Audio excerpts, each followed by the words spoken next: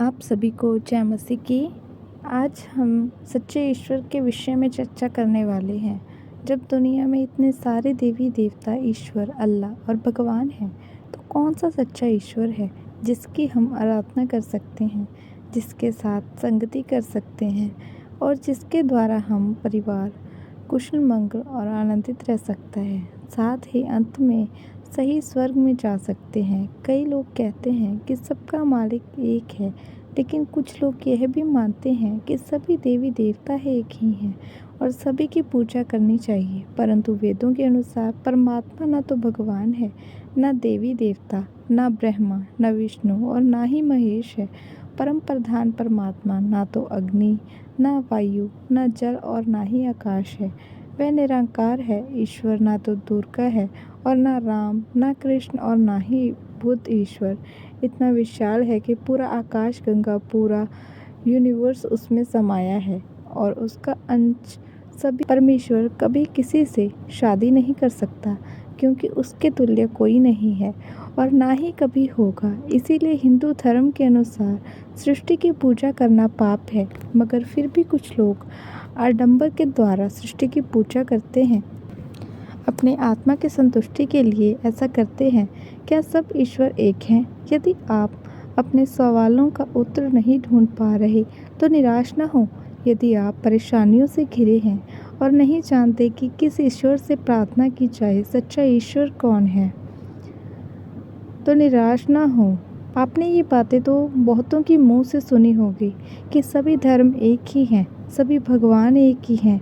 किसी भी धर्म के भगवान को मान लो, सब एक ही हैं। यदि ये विचारधारा सही है तो फिर हर एक इंसान की परेशानियां खत्म हो जानी चाहिए, क्योंकि सभी किसी न किसी भगवान से आस्था रखते हैं। पूजा पाठ, भक्ति, साधना, कीर्तन, जागरण, इस देश में हर एक व्यक्ति किसी न किसी ईश्वर के साधना तो करता ही है। और इस देश में तो 333 करोड़ देवी देवता है और हमारे देश के लोग इनमें से किसी न किसी पर आस्था तो रखते ही हैं, और कुछ तो डर के कारण भगवान की पूजा पाठ करते हैं कि कहीं इनका प्रकोप उन पर ना आ जाए। क्या इंसान और भगवान का रिश्ता बस लेने देने तक का ही है कि हम उसकी भक्ति साधना करेंगे और वह हमारी रक्षा करेगा और हमें आशीर्वाद देगा, बिगड़े काम बनाएगा? क्या ये सच्चाई सच्चे ईश्वर की है, या ये विचारधारणा हमारे समाज की है जिसने सच्चे ईश्वर की परिभाषा अपने लिए पहले से बनाकर रखी है? जरा सोचिए इस बात को। यदि सच्चा ईश्वर भला है और हमसे प्यार करता है, तो कैसे वे हम पर क्रोध कर सकता है? यदि ईश्वर हमसे प्रेम करते हैं तो वे कैसे हमें दंड दे सकते हैं? क्या उनका मनुष्य के ऊपर क्रोध करना और दंड देना उन्हें सच्चा ईश्वर बनाता है, या फिर उस सच्चे ईश्वर से अभी तक हमारा आमना सामना हुआ ही नहीं, क्योंकि हमने सच्चे ईश्वर को कभी सुनने की कोशिश ही नहीं की। ईश्वर का सत्य क्या है? सत्य ये है कि एक ही सच्चा ईश्वर है जिसने आकाश और पृथ्वी को बनाया और केवल मनुष्य को अपने स्वरूप में बनाया। जी हाँ, ईश्वर हमसे प्रेम करते हैं और केवल मनुष्य को ही उसने अपने स्वरूप से रचा है। इसलिए हमारा स्वभाव जानवरों, पक्षियों, पेड़ पौधों जैसा नहीं है, क्योंकि हम परमेश्वर के स्वरूप से रचे गए हैं। ईश्वर भला है और करुणामय और जितने उसको खोजते हैं वे उसको पाते हैं। जी हाँ, वह आपसे प्रेम करता है और लेने देने से कहीं अधिक आपके साथ एक रिश्ता चाहता है। आप सोच रहे होंगे कि यदि ईश्वर हमसे प्रेम करता है और मनुष्य के साथ रिश्ता चाहता है, तो हमारे जीवन में दुख, तकलीफ, परेशानियां हाथ से क्यों होते हैं?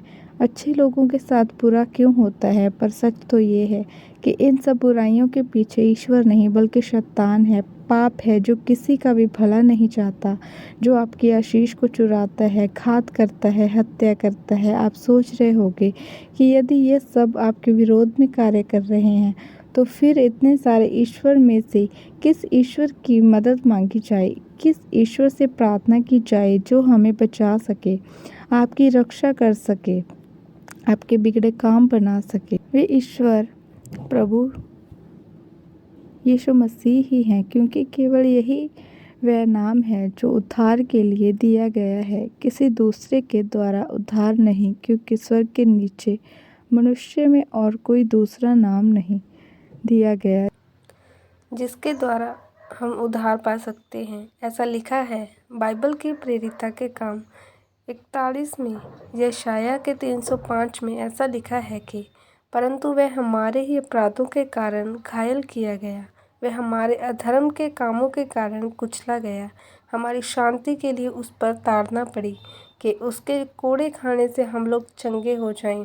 यीशु ही वह सच्चा ईश्वर है जिसने क्रूस पर मरकर अपना लहू बहाकर तीसरे दिन मुर्दों में से जीवित होकर आपको पाप, मृत्यु और शैतान के माया जाल से मूल्य चुकाकर छुड़ा लिया है। भला आप खुद सोचिए, ऐसा कौन सा ईश्वर है जिसने आपको परेशानियों से छुड़ाने के लिए, आपके दुख तकलीफ को ख़त्म करने के लिए, आपके पापों के लिए अपनी जान देकर कीमत चुकाई हो।